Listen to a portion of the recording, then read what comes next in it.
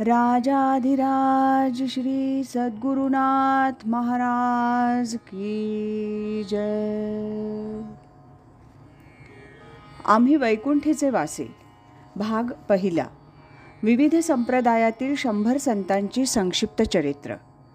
श्री दीपक चंद्रशेखर केळकर सांगली यांनी लिहिलेल्या या चरित्र ग्रंथातील आज ऐकूया परमपूज्य योगीराज श्री शंकर महाराज मिरीकर यांचं चरित्र.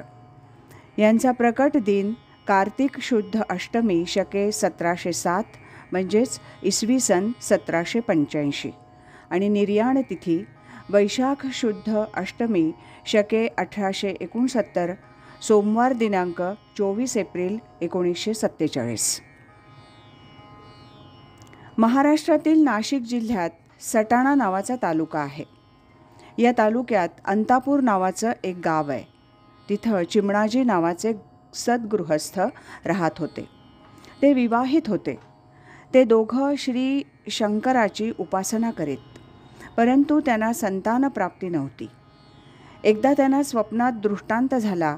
त्यांच्यासमोर एक तेजःपुंज साधू येऊन बोलू लागला, उठ, तू गावाबाहेर थोड्या अंतरावर जा. तिथे तुला एक बाळ मिळेल. त्याला तू घरी घेऊन ये आणि त्याचा सांभाळ कर. चिमणाजींनी हा दृष्टांत आपल्या पत्नीला सांगितला. त्यानंतर ते दोघं उठून गावाबाहेर गेले. थोडं अंतर पुढे गेल्यावर एका निर्जन जागी त्यांना लहान बाळ रडत असल्याचा आवाज आला. त्या दिशेनं दोघं गेले असता तिथे त्यांना 2 वर्षांचा बाळ मिळाला. त्या दिवशी शके 1707 मधली कार्तिक शुद्ध अष्टमी तिथी होती. शंकराची उपासना केली म्हणून हा प्रसाद मिळाला आहे या भावनेनं त्यांनी त्या बाळाचं नाव शंकर असं ठेवलं.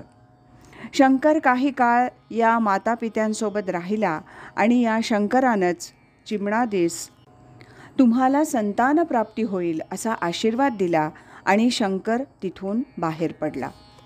हा शंकर म्हणजेच आमचे शंकर महाराज.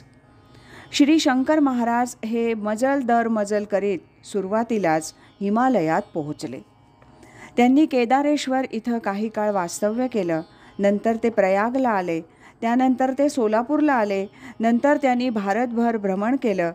श्री शंकर महाराजांना एकच एक नाव नाही, ते अनेक वेगवेगळ्या नावांनी वावरत होते.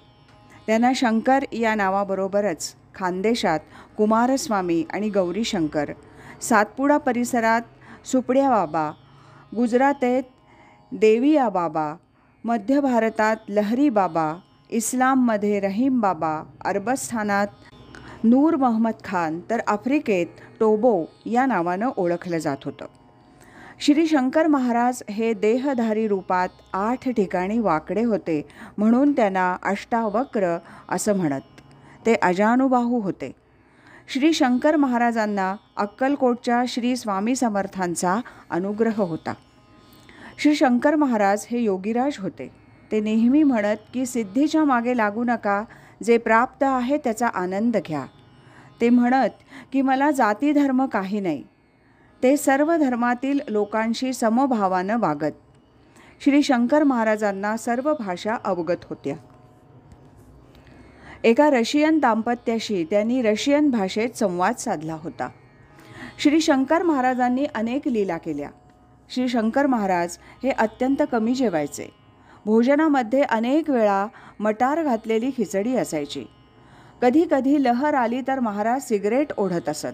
पण माझ्यासारखी सर्वांनी सिगरेट ओढावी किंवा मला आणून द्यावी असा त्यांचा बिलकुल आग्रह नसे. श्री शंकर महाराजांची पुण्यामध्ये बरीच भटकंती चालू असे. पुण्यात अप्पा बळवंत चौकात मेहेंदळेवाडा आहे. पानिपतच्या लढाईत अपूर्व पराक्रम गाजवलेले श्री अप्पा बळवंत मेहेंदळे हे पेशवाईतील मोठे सरदार होते. त्यांचाच हा मेहेंदळेवाडा. पुढे या चौकाला अप्पा बळवंत चौक असं नाव दिलं गेलं. या सरदारांचे वंशज श्री रावसाहेब मेहेंदळे हे होते. त्यांच्या पत्नीचं नाव ताईसाहेब असं होतं. ताईसाहेब एकदा घरातून विमनस्क मनस्थितीत बाहेर पडल्या. कशातही त्यांचं मन लागेना. थोड्या वेळानं त्या उद्विग्न मनानं परत घरी आल्या. एवढ्यात श्री प्रधानांच्या घरी श्री शंकर महाराज आले आहेत त्यांच्या दर्शनाला चला असा निरोप आला. त्याप्रमाणे श्री रावसाहेब आणि ताईसाहेब दोघेजण महाराजांच्या दर्शनाला गेले. ताईसाहेबांनी दर्शन घेताच महाराजांनी ताईसाहेबांच्या कंठाला अनामिकेनं स्पर्श केला. स्पर्श केल्या केल्या त्यांच्या अंगात तीव्र स्पंदनं सुरू झाली आणि डोळ्यातून प्रेमाश्रू वाहू लागले. दुसरे दिवशी एकादशी होती. श्री दादा महाराज सातारकर यांच्या ज्ञानेश्वरीवरील प्रवचनास हे दोघे गेले. प्रवचन संपलं आणि श्री दादा महाराजांनी ज्ञानेश्वरी उचलून ती ताईसाहेबांच्या हातात दिली आणि तू सर्वांना ज्ञानेश्वरी सांगत जा असा आशीर्वाद दिला. आणि आश्चर्य असं की ताईसाहेब मेहेंदळे या कालांतरानं अस्खलितपणे ज्ञानेश्वरीवर प्रवचनं करू लागल्या. पण त्या सांगायच्या की ही सगळी श्री शंकर महाराजांची कृपा आहे.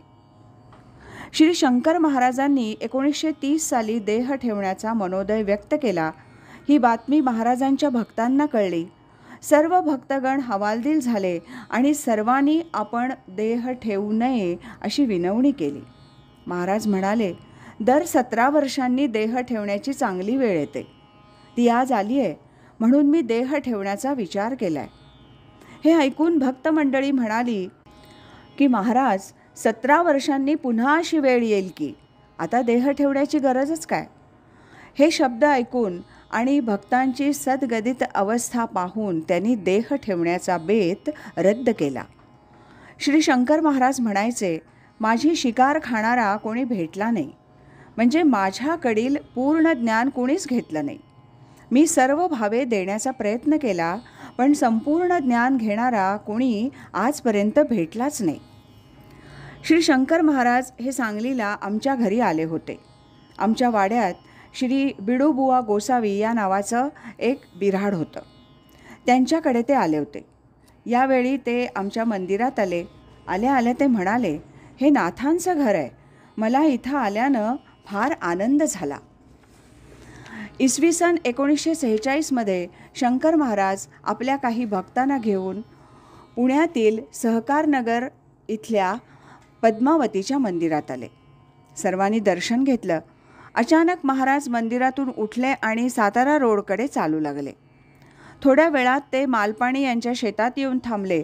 तिथं आल्यावर महाराज सर्व भक्तांना म्हणाले, ही जागा फार छान आहे, गावापासून लांब आहे आणि पद्मावतीच्या जवळही आहे. इथंच मी समाधी घेणार.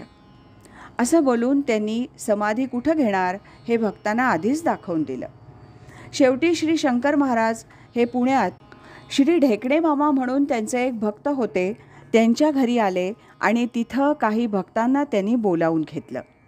भक्त लोक येत होते पण महाराज कुणाशी काही बोलत नव्हते. त्यांनी मौन धारण केलं होतं.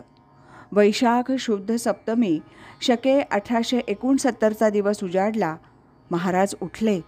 त्यांनी थोडा चहा प्यायला आणि त्यांनी मौन सोडलं. ते ढेकणे मामींना म्हणाले, मला बसायला एक छोटी गादी घाला, एक तक्क्या ठेवा.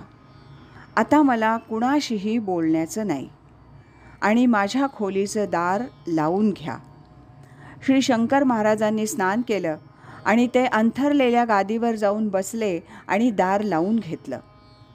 बाहेर ढेकणे दाम्पत्य हे उभंच होतं. त्यांना खोलीतून संदेश आला, पुढील सोय करा, ही आत्मज्योत आता बाहेर पडत आहे.